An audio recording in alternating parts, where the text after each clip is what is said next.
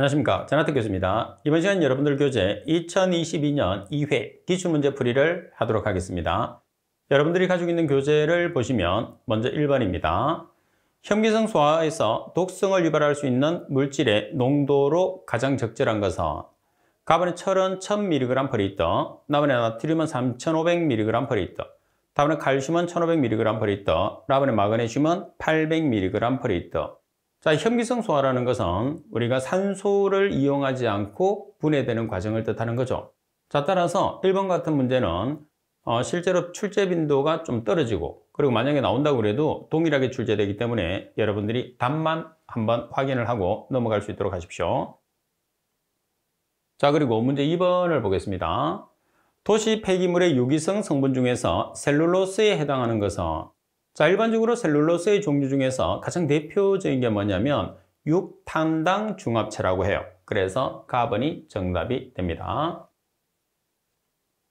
자, 3번입니다. 3번에 보시게 되면 다음의 조건을 가진 지역의 일일 최소 쓰레기 수거 횟수는 쓰레기 발생량의 밀도가 500kg/m의 삼성, 발생량은 1.5kg/인일, 수거 대상은 20만 명, 차량의 대수는 4대가 동시 사용합니다.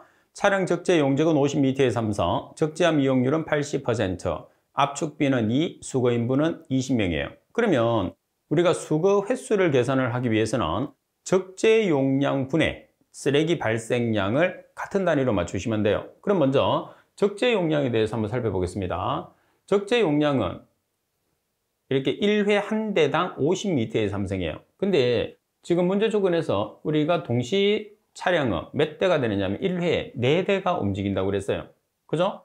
자, 그리고 문제 조건에서 적재함, 50m의 삼성이라는 적재함의 이용률을 100% 사용하는 게 아니고 80%만 사용을 해요. 자, 80%를 사용한다는 소리는 0.8을 곱해야죠. 자, 그런데 압축비가 2배예요. 그래서 여러분들 적재함 이용률과 압축비를 곱합니다. 자, 그런 다음에 쓰레기 발생량은 하루에 한 사람이 발생되는 양이 1.5kg/인일이에요. 근데 여기에서 킬로그램을 적재함의 용적, 미터의 삼성으로 바꿔줘야 됩니다. 그러기 위해서는 뭐를 나눠주느냐 하면 500kg/m의 삼성이라는 밀도를 나눠줘요. 자, 그런 다음에 인구수를 곱하면 전체적인 단위가 이제 통일이 되겠죠. 그래서 20만 명을 곱하죠. 따라서 여러분들이 정리를 하게 되면 분자에서 남는 단위가 미터의 삼성, 분모의 단위가 미터의 삼성이에요. 따라서 계산하면 1.87로 회. 근데 우리가 소수점 처리를 하지 않죠. 횟수나 개수는 소수점 처제 자리에서 완전올림을 하기 때문에 2회가 되겠죠. 완전올림이라는 것은 처제 자리에서 1 이상의 숫자를 한 자리로 올려주는 것을 이야기를 합니다. 자, 그리고 그래서 3번 같은 경우에서는 단위 환산을 하면서 문제를 풀어보시면 돼요. 그리고 4번, 완전히 건조시킨 폐기물을 20g을 채취해 회분 함량을 분석하였더니 5g이었다. 폐기물의 함수율이 40%였다면 섬량 기준으로 회분의 중량비는, 자, 섬량 기준으로 회분의 중량비는 지금 우리가 회분의 함량이 몇 g이냐면 5g이에요. 그래서 5g 회분의 함량 나누기, 자, 지금 폐기물이 20g입니다. 20g인데 이 폐기물을 우리가 섬량 기준으로 전환을 해 주셔야 돼요. 그래서 100 나누기 100 마이너스 함수율을 해서 전체 곱하기 100을 하면 퍼센트가 나오겠죠? 15%라는 값이 나오게 됩니다. 자, 그리고 5번 문제를 보겠습니다. 소각로 방식 중에서 회전로, 로터리 킬런에 대한 설명으로 틀린 것은 가번에 넓은 범위의 액상, 고상 폐기물을 소각할 수 있다. 여기서 액상이라는 것은 액체 상태 폐기물, 고상이라는 것은 고체 상태 폐기물을 의미합니다. 나번에 일반적으로 회전 속도는 0.3에서 1.5rpm, 주변 속도는 5에서 25m/s 정도이다. 답은 예열이나 혼합, 파쇄 등의 전처리를 거쳐야만 주입이 가능하다. 회전로 같은 경우에서는 예열이나 혼합이나 파쇄 등의 전처리가 필요가 있나요, 없나요? 필요가 없어요. 그죠? 전처리를 할 필요가 없습니다. 따라서 정답. 그럼 대표적으로 전처리를 해야 되는, 파쇄라는 전처리를 해야 되는 소각로는 뭐가 있죠? 유동층 소각로는 파쇄라는 전처리를 반드시 해야 되겠죠? 가번에 회전하는 원통형의 소각로로서 경사진 구조로 되어 있으며 길이와 직경의 비는 2에서 10 정도. 따라서 정답은 답은이 정답이고요.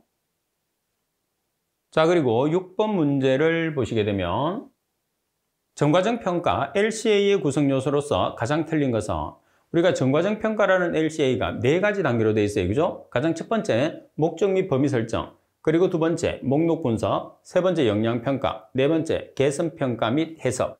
따라서 해당하지 않는 것은 과정 분석이라는 것은 없죠. 자, 이 중에 여러분들 목록 분석과 그리고 역량 평가 같은 경우에서는 각각의 내용을 설명한 다음에 어느 단계에 해당하는 설명인지를 묻기도 하기 때문에 두 가지 목록 분석과 역량 평가에 대한 내용도 같이 기억하고 계시는 게 중요해요. 이론편에 있습니다.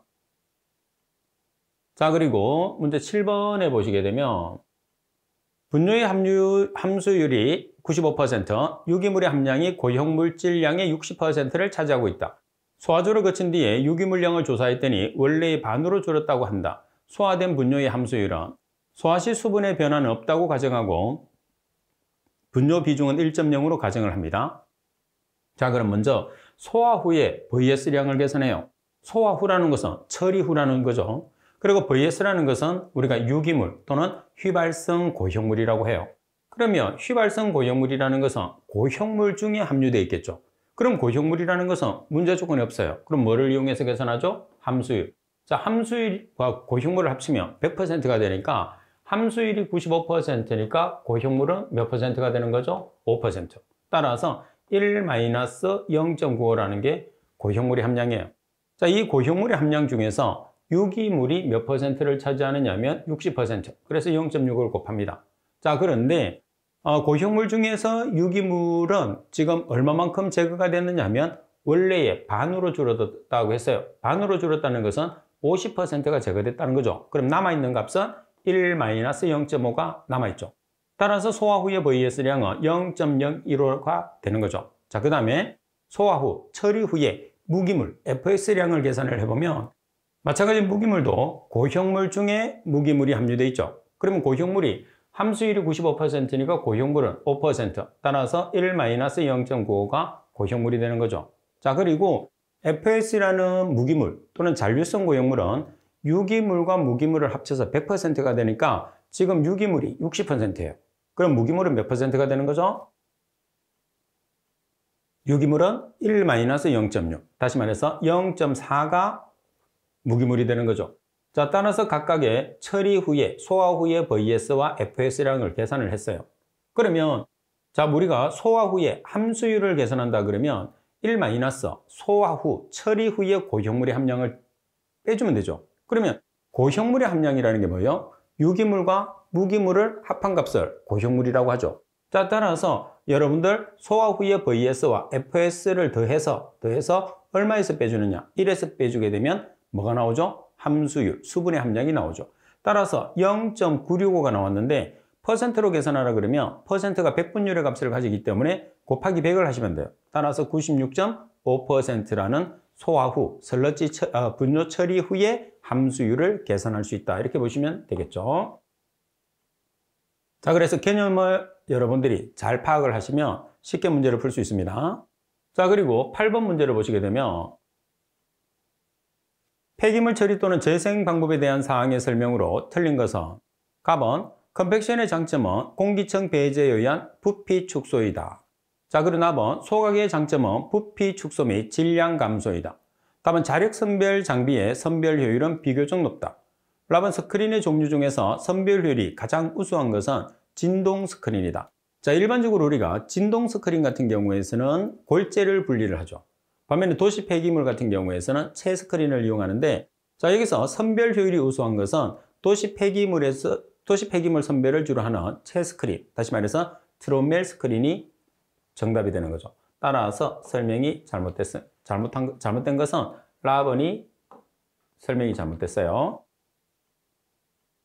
자, 그리고 9번 문제를 보겠습니다. 설러지 처리 과정 중에서 농축의 목적으로 틀린 것은, 우리가 농축이라는 것은 고형물의 함량을 높이는 거죠. 그러면 수분을 제거하면 돼요. 그죠? 자, 답은 소화조의 용적 절감, 답안에 설러지 가열비 절감, 답안에 독성 물질의 농도 절감, 그리고 계량에 필요한 화학약품의 절감. 자, 아무래도 우리가 고형물의 농도를 증가시킨다는 것은 수분이 빠져나가는 거죠. 그러면은 농축이, 이제 그게 농축인데, 농축을 한다는 것은 아무래도 고형물의 농도가 증가하기 때문에 독성 물질의 농도가 감소하는 게 아니라 증가하는 단점을 가지게 돼요. 따라서 답번이 정답입니다. 자, 그리고 10번 문제를 보시게 되면 다음에 폐수 처리장의 설러지 중에서 2차 설러지에 속하지 않는 것은, 자, 2차 설러지라는 것은 2차 침전지, 다시 말해서 화학적인 반응조나 생물학적 반응조에서 발생된 설러지를 우리가 2차 설러지라고 합니다.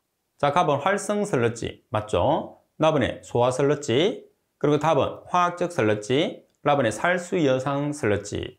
자, 여기에서는 지금 10번에서 의미하는 2차 설러지라는 의미는 뭐를 우리가 이야기를 하느냐면, 주로 이제 폐수 처리장 중에서 2차 설러지 바로 앞에는 어떤 반응조가 있느냐면 미생물을 이용해서 처리하는 생물학적 반응조가 있거든요. 그래서 여기에서는 생물학적 반응조가 아닌 것을 찾는 거예요. 생물학적 처리로 발생한 설러지가 아닌 걸 찾는 거예요. 그런데 폐수 처리장에서는 주로 우리가 2차 설러지가 생물학적 처리에서 발생하는 건데, 화학적 설러지가 발생하는 경우는 어디냐면 상수 처리입니다. 그래서 상수 처리에서는 주로 2차 설러지가 화학적 설러지가 나오는 반면에 폐수 처리장이나 하수 처리장에서 발생하는 2차 설러지는 생물학적 처리에 의해서 발생되는 설러지라는 것을 기억을 해야 돼요. 그래야지 헷갈리지 않습니다. 그래서 이 문제 조건에서는 생물학적으로 미생물을 이용해서 처리했느냐, 아니면 화학적으로, 다시 말해서 약품을 이용해서 처리했느냐를 생각하시면 돼요. 근데 이제 제가 10번 들어가면서 말씀드린 것처럼 원래는 우리가 화학적 처리나 생물학적 처리를 이용을 해서 발생된 설러지를 2차 설러지라고 하는데, 지금 여기서는 단서가 있어요. 어떤 단서가 있느냐면 폐수 처리장. 그래서 폐수 처리장 같은 경우에서는 주로 생물학적 처리를 하기 때문에 생물학적 처리에 의해서 발생한 설러지를 2차 설러지라고 이해해 주시면 되고, 반면에 상수 처리에서는 화학약품을 이용해서 처리하기 때문에 그 화학적 약품이 응집제입니다. 그래서 화학 설러지는 상수 처리에서 발생한 2차 설러지라고 생각하시면 돼요. 따라서 답번이 정답. 자, 헷갈릴 수 있으니까 여러분들이 제가 설명드렸던 내용을 잘 이해를 해서 헷갈리시면 안 돼요. 그리고 11번, 쓰레기 수거 노선 설정 요령으로서 가장 틀린 것은, 쓰레기 수거 설정은 아주 잘 나와요. 그죠? 그만큼 수거 노선 설정이 중요하다는 소리입니다. 자, 지형이 언덕인 경우에서는 올라가면서 내려가면서 수거하죠. 그리고 U자 회전은 피하죠. 그리고 아주 많은 양의 쓰레기가 발생하는 하루 중에서 언제? 가장 먼저 수거를 해야 됩니다. 그리고 가능한 시계 방향으로 수거 노선을 설정하죠. 따라서 설명이 잘못된 것은 답번이 정답이 됩니다. 자, 그리고 여러분들 12번 문제를 보겠습니다. 12번에 보시면 1000세대, 세대당 평균 가족수는 5인입니다. 아파트에서 배출되는 쓰레기를 3일마다 수거하는데 적재 용량이 11.0m의 삼성의 트럭 5대 1회 기준입니다. 소요된다. 쓰레기 단위 용적당 중량이 210kg/m의 삼성. 그러면 쓰레기 단위 용적당 중량을 밀도라는 용어로 줄 수도 있어요. 밀도입니다. 1인 1일당 쓰레기 배출량을 계산하시오 그랬어요. 그러면 여기서 kg/1이라는 게 하루에 배출되는 쓰레기량, 인이라는 게 인구수죠. 그러면 하루에 배출되는 쓰레기량을 한번 계산을 해보겠습니다. 적재 용량이 11.0m의 삼성이에요. 자, 이 적재 용량을 가지는 트럭을 몇 대를 우리가 이용을 하느냐면 5대. 따라서 미터의 삼성을 kg으로 전환시키기 위해서 밀도를 사용합니다. 밀도가 210kg/m의 삼성. 그러면 이렇게 단위가 없어지고 kg이라는 단위가 나왔죠. 자, 그런 다음에 자동차는 우리가 1회에 쓰레기를 우리가 수거를 했을 때 1회에 며칠마다 수거를 하느냐면 3일마다 수거한다고 그랬어요. 자, 그런 다음에 나누기 인구수. 자, 인구수는 지금 1000세대가 나와 있어요. 1000세대인데 한 세대당 가족수가 5인입니다. 그래서 kg/인이라는 단위를 우리가 맞출 수가 있는 거죠. 자, 그리고 13번 문제를 보시겠습니다. 자, 우리가 선별 방법 중에서 트로멜 스크린이 상당히 시험에서 중요하죠. 트로멜 스크린에 관한 내용으로서 틀린 것은, 자, 답은 스크린의 경사도가 크면 효율이 떨어지고 부하율이 커진다. 맞습니다. 경사도가 너무 크면 효율이 떨어지는 문제점이 있어요. 그리고 최적 속도는 경험적으로 임계 속도 곱하기 0.45. 자, 최적 속도라는 것은 임계 속도의 45%가 되니까 0.45로 곱합니다. 답안의 스크린 중에서 유지 관리상의 문제가 적고 선별 효율이 좋다. 맞죠? 그리고 스크린의 경사도는 대개 20에서 30도의 경사도를 두는 게 아니고 경사각도는 2에서 3도가 되는 거죠. 따라서 2에서 3도가 되니까 라번이 정답이 됩니다. 자, 그리고 14번 문제를 풀어보겠습니다. 폐기물 발생량이 500만 톤/년인 지역의 수거인부의 하루 작업 시간이 10시간이고 1년의 작업 일수는 300일이다. 수거 효율은 1.8로 운영되고 있다면 필요한 수거인부의 수는, 그러면 MHT의 공식을 생각해야 되겠죠. 그래서 man이라는 수거인부 수, H, hour라는 작업 시간, T라는 톤, 수거 실적. 그러면 우리가 지금 수거 인부를 계산을 한단 말이에요. 그래서 먼저 수거 인부에 대한 식으로 정리를 했어요. 그러면 MHT라는 값이 1.8입니다. 자, 그리고 쓰레기의 수거 실적입니다. 연간 얼마죠? 연간 500만 톤. 나누기 작업 시간이에요. 그러면 지금 인부가 작업하는 시간이 하루에 지금 10시간입니다.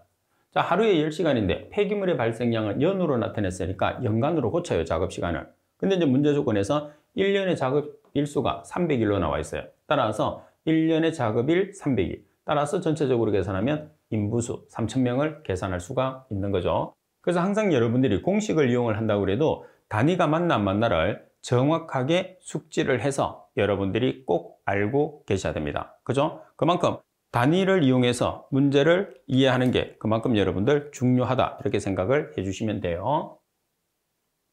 그리고 15번, 폐기물 발생량의 예측 방법 중에서 각 인자들의 효과를 총괄적으로 나타내어서 복잡한 시스템의 분석에 유용하게 적용할 수 있는 경향은, 자, 지금 이 조건에서 가장 핵심적인 용어는 이거죠. 복잡한 시스템. 자, 그래서 여기서 가장 핵심은 복잡이라는 복잡. 자, 복잡이라는 것은 여러 계통이라는 뜻이겠죠. 그래서 문제 조건에서는 다중과 복잡한을 같이 연결을 시켜 놓는 거예요. 따라서 복잡한 시스템 분석에 유용하게 사용되는 것은 다중회귀 모델입니다.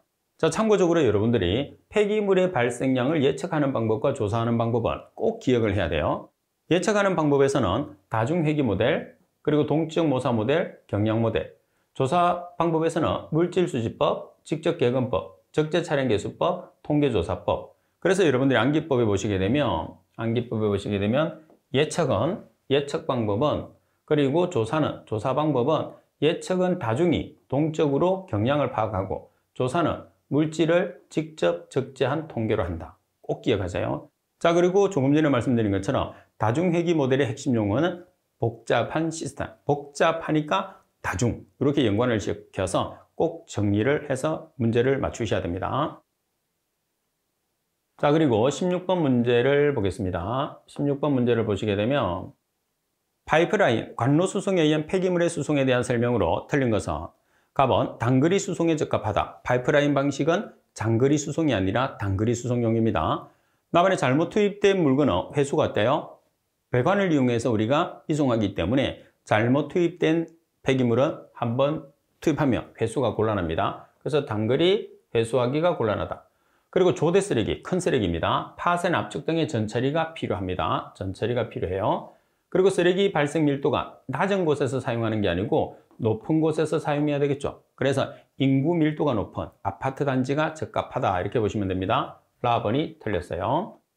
자, 그리고 17번 문제를 보시게 되면, 자, 폐기물을 극한 분석에 의해서 분석했을 때 분석 대상 항목이 아닌 것은, 자, 분석 대상 항목은 먼저 탄소가 주가 되겠죠. 탄소가 들어가야 됩니다.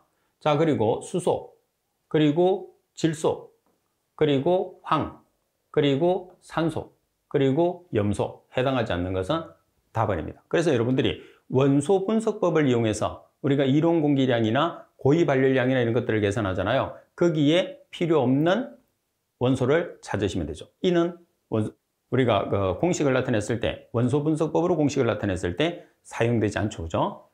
그 다음 18번, 쓰레기의 부피를 감소시키는데 폐기물 조작으로 틀린 것은, 자, 부피가 감소되는 조건이죠. 압축, 소각, 열분해, 중간 처리 과정은 우리가 부피가 감소하죠. 반면에 매립이라는 것은 최종 처분 과정으로 부피 감소하고는 관계없어요. 그래서 부피 감소는 중간 처리 과정을 찾으라는 뜻입니다. 자, 그리고 19번 문제를 보도록 하겠습니다. 자, 19번 문제를 보시게 되면 생활 폐기물의 관리와 그 기능적 요소에 포함되지 않는 사항은 가만히 폐기물의 발생 및 수거는 포함됩니다. 자, 그리고 폐기물의 처리 및 처분도 포함되고 원료의 전략과 발생 억제, 그리고 폐기물의 운반 및 수송. 자, 여기서 폐기물의 관리하고는 관계없죠. 답은 폐기물 자체가 아니니까. 그래서 답은이 정답.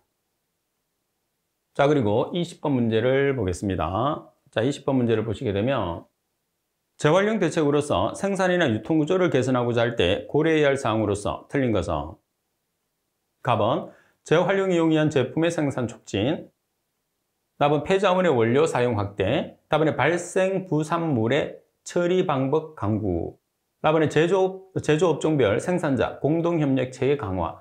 답은 같은 경우에서는 우리가 생산이나 유통 구조하고는 관계가 없어요. 그래서 답안이 정답이 되고요. 자, 그리고 폐기물 처리 기술 2과목입니다. 21번. 매립지 주위의 우수를 배수하기 위한 배수로 단면을 결정하고자 한다. 이때 유속을 개선하기 위해 사용되는 식, 맨닝 공식에 포함되지 않는 것은. 자, 여러분들이 풀이에 있는 것처럼 맨닝 공식에서 유속 V는 n분의 1 곱하기 R의 3분의 2 곱하기 I의 2분의 1성 미터/세로 나타내는데 주로 수질의 상하수도 파트에서 사용하는 식입니다. 여기서 n이라는 것은 조도계수, R이라는 것은 경심, I라는 것은 기울기가 동수경사죠. 따라서 유출계수와는 관계가 없습니다.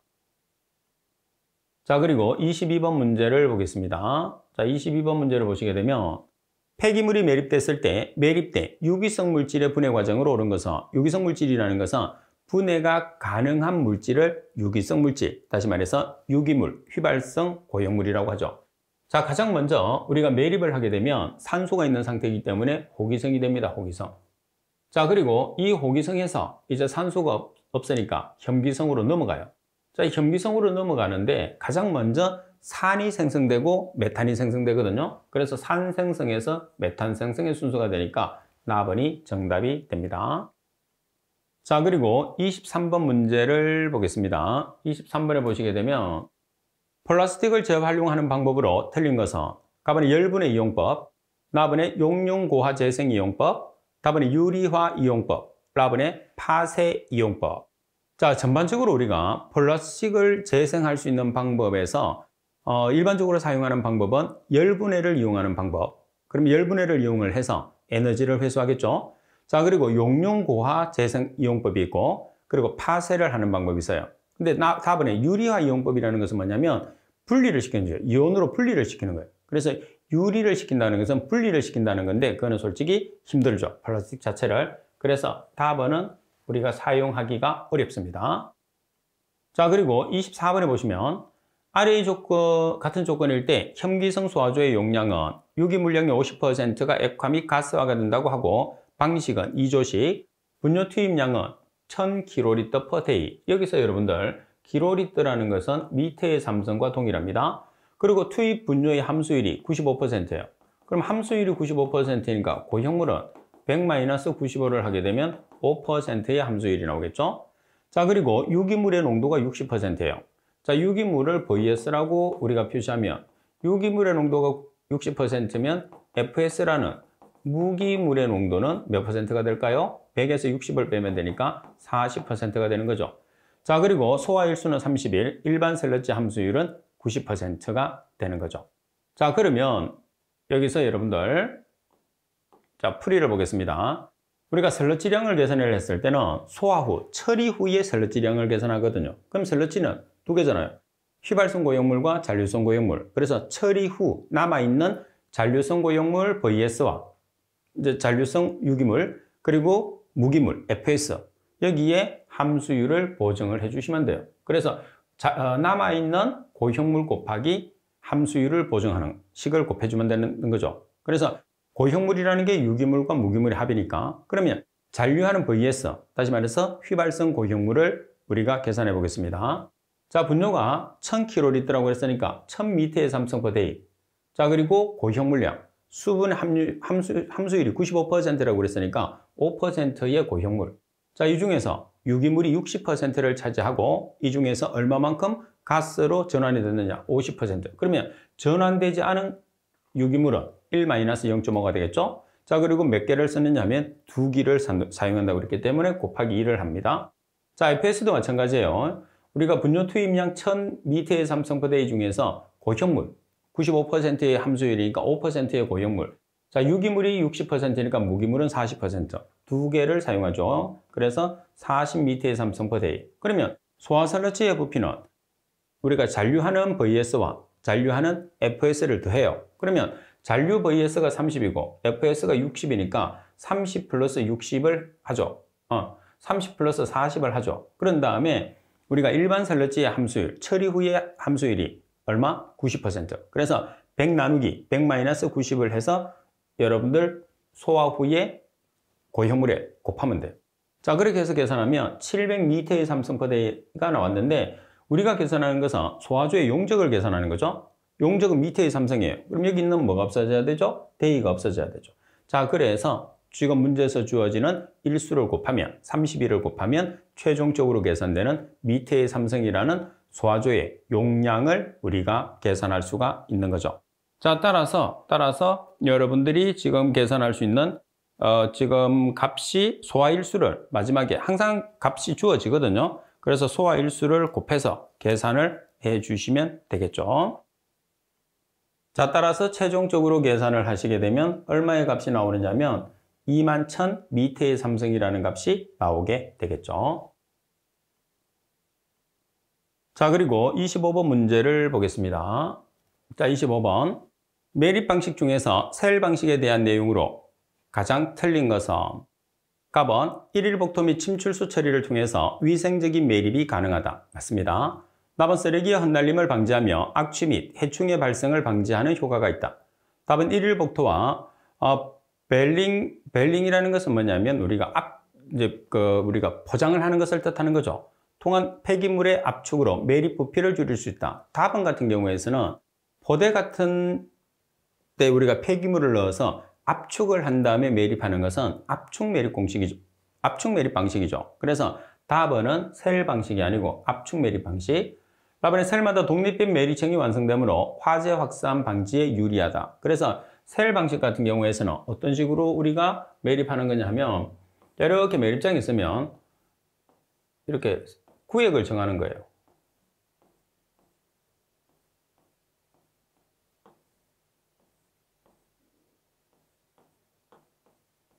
이렇게. 그래서 여기서부터 폐기물, 삐끔친 부분은 복토, 폐기물, 복토 이런 방법. 그래서 가장 많이 사용하는 방법은 셀 공법이죠. 자, 따라서 압축 매립 공법이 답이니까 답은이 정답. 자, 그리고 26번 문제를 보겠습니다. 매일 200톤의 쓰레기를 배출하는 도시가 있다. 매립지의 평균 매립 두께가 5m, 매립 밀도가 0.8톤/m의 삼성으로 가정할 때 1년 동안 쓰레기를 매립하기 위한 최소한의 매립지 면적을 계산하시오 그랬어요. 자, 매립지 면적 여러분들 꼭 기억을 해야 되는 게 쓰레기의 발생량 곱하기 부피 감소율이 한 쌍, 그리고 밀도 곱하기 매립 두께, 매립고의 높이가 한 쌍이라는 것을 꼭 기억을 해야 돼요. 그러니까 실제로 여기에서는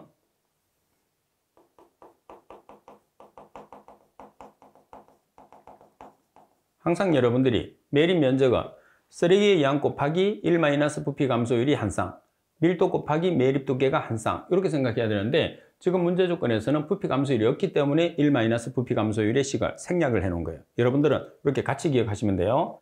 자, 그러면 쓰레기 발생량이 지금 얼마냐면 매일 200톤입니다. 자, 매일 200톤인데 지금 우리가 1년 동안 매립 면적을 계산하는 거예요. 그래서 지금 나와 있는 1을 연으로 고치기 위해서 1년은 365일을 보정하는 거죠. 자, 나누기 밀도가 지금 얼마냐면 0.8톤/m의 삼성. 밀도와 한 쌍이 되는 것은 매립 두께, 매립고죠. 매립고의 높이 5m를 곱해 주시면 우리가 계산하는 매립 면적이 나오는 거죠. 그래서 항상 여러분들이 말씀드린 것처럼 매립 면적을 계산했을 때는 쓰레기의 발생량 곱하기 1 부피 감소율이 한쌍이라는 것은 곱해서 계산한다는 뜻입니다. 자, 그리고 밀도 곱하기 매립 두께. 매립 두께라는 게 매립고의 높이예요. 한쌍. 그래서 한쌍이 된다는 것을 꼭 숙지를 해야지 문제를 풀었을 때 헷갈리지 않습니다. 자, 그리고 27번. 토양 수분의 물리학적 분류 중에서 1000cm의 물기둥의 압력으로 결합되어 있는 경우에 다음 중에서 어디에 속하느냐. 자, 그럼 먼저 PF를 한번 계산을 해봐야 돼요. 우리가 PF라는 것은 로그 H cm H2로 계산하거든요.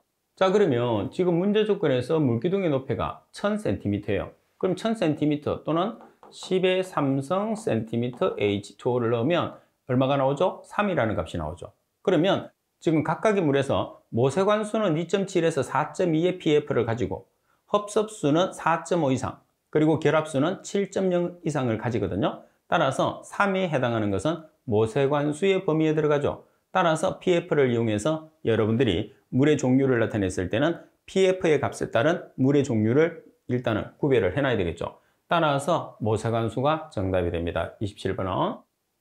자, 그리고 28번 문제를 보시게 되면 시멘트 고형화 중에서 자가시멘트법에 대한 설명으로 가장 틀린 것은 갑은 혼합률이 낮고 중금속 저지에 효과적이다. 여기서 혼합률이라는 것은 뭐냐면 첨가제의 질량에서 폐기물의 질량을 나눠준 값이죠. 그래서 혼합률이 낮다는 것은 장점이 되는 겁니다. 나번에 탈수 등의 전처리와 보조 에너지가 필요하다. 탈수가 필요할까요? 탈수 등의 전처리가 필요 없고 보조 에너지는 필요하죠. 자, 왜 탈수가 필요 없느냐 하면 우리가 석고나 석회나 시멘트 같은 경우에서는 반죽을 해야 돼요. 반죽을 하려면 뭐가 필요하죠? 수분이 필요하죠. 그래서 폐기물을 어차피 있는 수분은 탈수가 필요 없는 거죠. 어차피 수분이 필요하기 때문에. 자, 그리고 장비가 크고 숙련된 기술을 요한다. 라면 고농도 화물 함유 폐기물에 적용된다. 그래서 여러분들이 시멘트나 석회를 이용하게 되면 탈수가 필요 없고, 그리고 황화물이라는 말이 나오면 무조건 자가 시멘트를 쓴다는 거 꼭 기억을 해놔야 됩니다. 따라서 나번이 설명이 잘못됐죠. 자, 그리고 29번 문제를 보겠습니다. 고형화 처리 중에서 시멘트 기초법에서 가장 흔히 사용되는 보통 포틀랜드 시멘트의 주성분은, 자, 우리가 시멘트 기초법에서 주로 쓰는 보통 포틀랜드 시멘트의 주성분은 CaO라는 석회, 그리고 SiO2라는 규산이 되겠죠. 그래서 CaO와 SiO2가 정답이 되고요. 자, 그리고 30번 문제를 보시게 되면 비배출량이 1.6 곱하기 10의 마이너스 8승 미터/s이고 공급률이 0.4인 수분의 포화 상태의 매립지에서 물의 침투 속도는, 자, 여기서 물의 침투 속도는 비배출량에서 공급률을 나눠주시면 돼요. 자, 비배출량이라는 것은 1.6 곱하기 10의 마이너스 8승 미터/s거든요.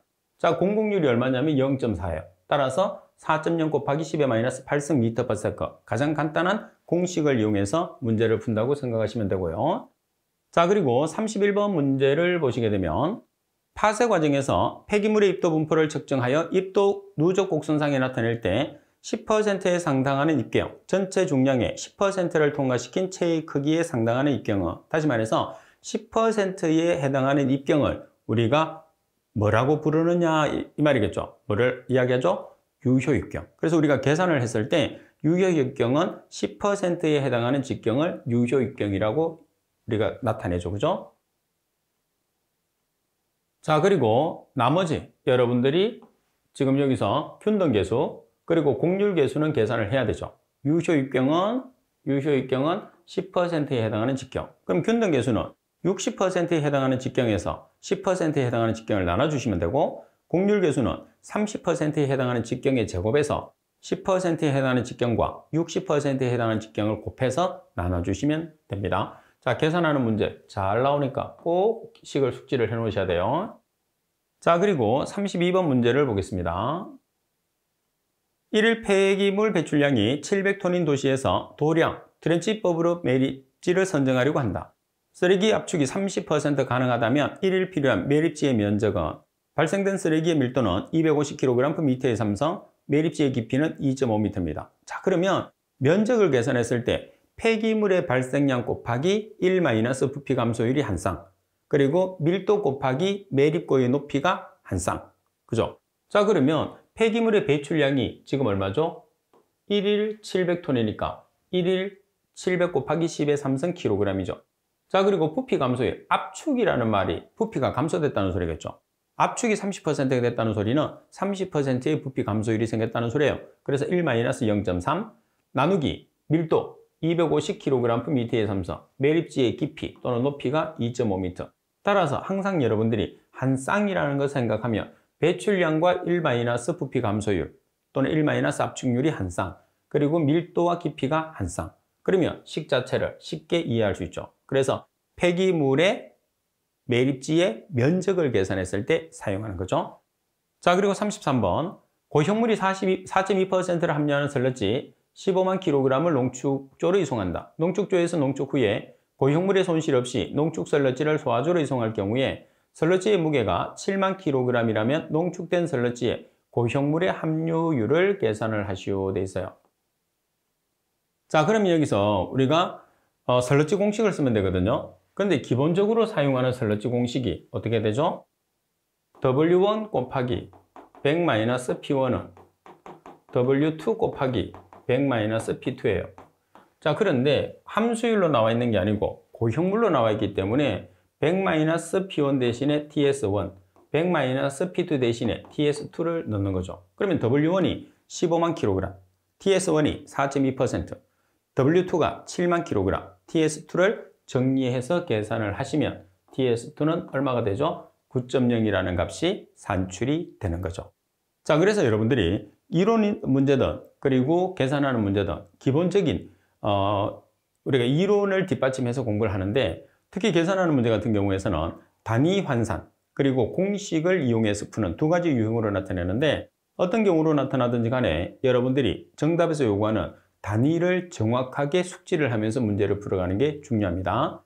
자, 이번 시간 수업은 이것으로 마치도록 하겠습니다. 수고하셨습니다.